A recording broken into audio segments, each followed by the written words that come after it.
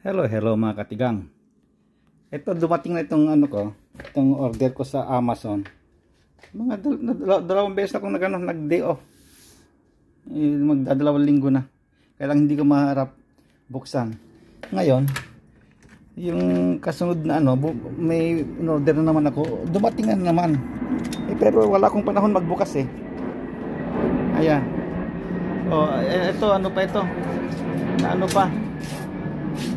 Na damage pa, ewan ko lang kung ano, kasi ang expected ko na na box nito ay malaking malaki,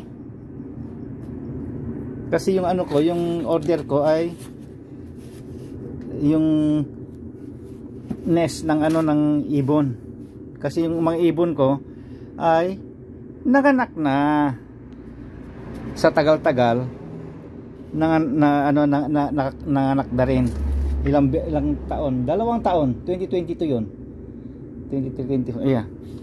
Kasi nang bilhin ko yung mga mga ibon ko na, sabi ko, ready to breed, sabi ko. Oo, sabi naman, alam mo na magtitinda eh. Kahit hindi pa. Sabi,